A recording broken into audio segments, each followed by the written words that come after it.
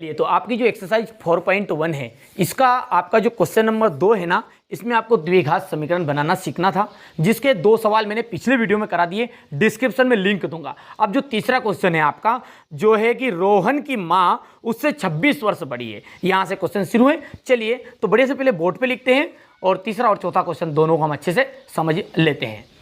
हमने माना कि किसकी उम्र पूछ रहा है, वो रोहन की, तो लिख दो यहाँ रोहन की वर्तमान आयु बराबरी पे आपका बन गया x वर्ष है। माता जी की वर्तमान आयु कितनी बन जाएगी, माँ की वर्तमान आयु कितनी साल बड़ी है डोकरी, बताओ। 26 साल बड़ी है भैया, तो x + 26 वर्ष हो गया। ठीक है, अब कर देंगे अकॉर्डिंग टू द क्वेश्चन, प्रश्नानुसार। अब देखो क्या बोल रहा है वो, अब से 3 साल बाद ये तो x रहेगा, लेकिन ये कितना हो जाएगा आपका x + 29, तो डायरेक्ट लिख दूं, तो ये तो x लिख दिया मैंने और +3 लिखना पड़ेगा, और इधर कितना जाएगा x + 26 + 3, दोनों का जब गुना करोगे ना तो गुणनफल कितना होगा, देखो गुणनफल 360 है। अब आगे हल करो, तो ये आपका x + 3 और इसका अंदर गुना किया मैंने, सॉरी पहले जोड़ जाएगा, तो 29 आ जाएगा इक्वल 360 आएगा। x का x में किया कितना आया x², x का 29 में किया 29x आया, 3 का x में किया 3x आया, देखो गौर से आप तो, और 3 का 29 में करेंगे तो 9 27, हासिल 2, 3 दूने 6, 6 और 2 8, बराबरी पे 360। अब इधर लेके आ जाएंगे और घट जाएगा, इसको बराबर के इधर ही लेके आ जाओ, अभी 360 = 0 करो भैया।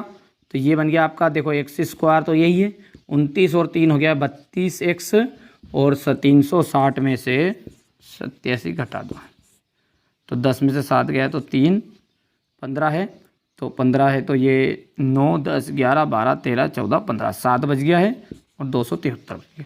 किसका बचा, माइनस का 273 = 0। ठीक है, तो ये आपका एक द्विघात समीकरण बन गया, क्योंकि हमें द्विघात समीकरण तक ही हल करना है। ठीक है, भले यहाँ पे बोला, क्योंकि क्वेश्चन में पहले ही बोल दिया उसने, दूसरे क्वेश्चन को आप पढ़ोगे ध्यान से तो, कि निम्न जो समीकरण बनाने इनके स्थितियों के, और बस समीकरण बना के छोड़ना है। तो अतः अभीष्ट द्विघात समीकरण लिख देना आप। ठीक है, बढ़िया से स्क्रीनशॉट ले लो इसका। अब अगला सवाल है आपका कि एक रेलगाड़ी 480 किलोमीटर की दूरी समान चाल से तय करती है, नहीं कि समान चाल को बोलते हैं नॉर्मल स्पीड, इसकी स्पीड कितनी है, नॉर्मल है। इसकी चाल हमने भाई साहब कितनी कम कर दी, 8 किलोमीटर कम कर दी। ध्यान देना आप, पहले चल रही थी वो 40 की स्पीड से, अब हमने कम कर दी 32 की हो गई, तो यानी हमने 40 में से कितना घटाया, 8 कम कर दिया।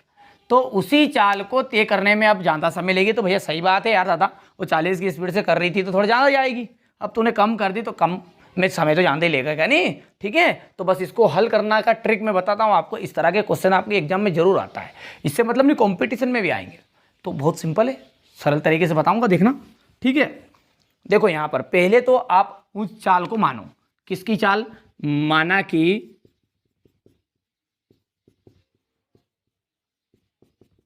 रेलगाड़ी की समान चाल कितनी है, वो 100 किलोमीटर प्रति घंटा, किलोमीटर प्रति घंटा मतलब एक घंटे में इतनी किलोमीटर जाएगी। अब भाई साहब इसने क्या कर दी, कमी कर दी, तो कमी करने पर प्राप्त चाल कितनी कम करी भैया, 8, तो x - 8 किलोमीटर प्रति घंटा हो गए। अब यदि मैं एक फॉर्मूला बोलूँ यहाँ पर, चाल बराबरी पे दूरी बटा समय, क्या बोलूँ, चाल बराबरी पे दूरी बटा समय। अब मैं समय का यूज़ करूँ और समय का फॉर्मूला निकालूँ, तो क्या निकलेगा, समय इक्वल, जल्दी बताओ, समय इक्वल बनेगा दूरी बटा चाल। तो हमारे पास जब ऐसी कंडीशन रहे ना, तो आपको ये फॉर्मूला लगाना है समय वाला, ठीक है, जब भी रेलगाड़ी की चाल वाला पूछे, कोई से सवाल पूछे कि चाल ज्ञात करो भैया, मोटरसाइकिल की चाल ज्ञात करो, कोई सा भी स्पीड से संबंधित क्वेश्चन आए तो ये फॉर्मूला लगाना है, लगा दोगे। और लगाने के बाद में गौर से देखो कि दो तरह की चाल है, लेकिन दूरी जो है वो एक ही तरह की रहेगी, क्योंकि एक ही जगह तो एक ही जगह जाना ना, उसे इंदौर से भोपाल मान लो, चाहे भोपाल से इंदौर मान लो, जगह तो उसको 480 किलोमीटर ही जाना है, लेकिन स्पीड जो है दोनों तरह की स्पीड करती है। एक बार तो करता हुआ तेज स्पीड से गई गाड़ी और एक बार थोड़ा सा धीरे गाड़ी गई, तो दोनों तरह की चाल बनी। तो यहाँ पर हम लिखेंगे प्रश्नानुसार, और दोनों तरह की चाल में एक बार तो चाल कितनी है, x है, दूरी कितनी है 480, तो एक बार दूरी बटा चाल, ये मैंने इधर वाली लिख दी, बराबर करके दूसरी दूरी लिख दो। दूरी कितनी है 480 है, लेकिन चाल कितनी है आपकी बार x - 8, इतना तो कर सकते हो। अब आगे चीज़ हम देखते हैं, अब ट्रिक काम करेगी। अब यहाँ पर ऐसे तो पहले बेसिक समझ लो, फिर ट्रिक याद रखेंगे। देखो यहाँ पर ये जो चाल है ये सामान्य चाल है, नॉर्मल चाल है, और ये कम चाल है, तो बताओ समय ज़्यादा कौन लेगी, तो समय तो ज़्यादा ये लेगी कम वाली, और ये टाइम क्या रहेगी, कम लेगी। मान के चलिए कि ये 7 घंटे ले रही है, ठीक है, और ये आपका कितना घंटा ज़्यादा लेगी, उससे 3 घंटे ज़्यादा लेगी, तो ये कितना घंटा लेगी, 10 घंटे लेगी। अब ये बीच में लगा है बराबर, तो इसलिए आप खुद समझदार है, बराबर है, तो यदि इसमें 3 जोड़ दूंगा तो 13 घंटा हो जाएगा, और इसलिए इसमें 3 घंटा जुड़ेगा, याद रह जाएगा आपको।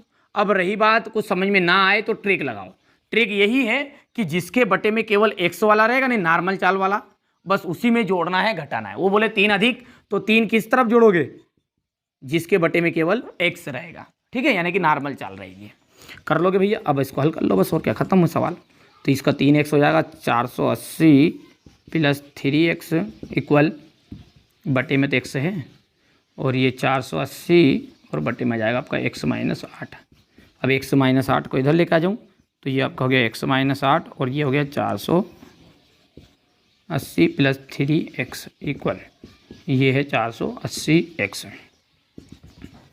x का गुना 480 में करोगे तो 480x आएगा, देखो गौर से। x का गुना 3 में करोगे तो 3x² आ जाएगा, बोलो हाँ। 8 का गुना 480 में करोगे तो देखना गौर से, यहाँ माइनस का है, ये देखना, ये किसका है, माइनस का है। माइनस का करोगे तो 0 का 0, 8 का गुना 8 8 या 64, ठीक है, और 6 आया है, 8 से 24, 8 से 32, और 32 और 6 आता है 38, 3840, और ये 8 का गुना इस 3 में हो जाएगा तो माइनस का 24x आ जाएगा। बराबरी पे कितना है, 480x है, 480x से 480x कैंसिल हो गया है। अब बाकी को यहाँ पर लिख दूँ मैं, थोड़ा साफ साफ नजर आ जाएगा। तो ये बचा कौन है, देखो गौर से, 3x² है, माइनस 3840 है, और माइनस का 24x। आप ऐसा करो, पूरे समीकरण में 3 से भाग दे दो, पूरे समीकरण में, क्योंकि छोटा बनाना है, 3 से भाग देने पर, भाग दोगे तो ये बनेगा आपको, देखो x² निकला, ये हो गया आपका 8x, तो ये 8x हो गया, क्योंकि 8 से 24 होता है, और यहाँ पर 3 का भाग दो, 3 1 3, 3 दूने 6, 2 बज गया, 3 8 24, और 0 वैसे का वैसा इक्वल 0। बस यही क्या है, आपका द्विघात समीकरण है, ठीक है भैया। तो ये सवाल का स्क्रीनशॉट ले लो पहले तो आप।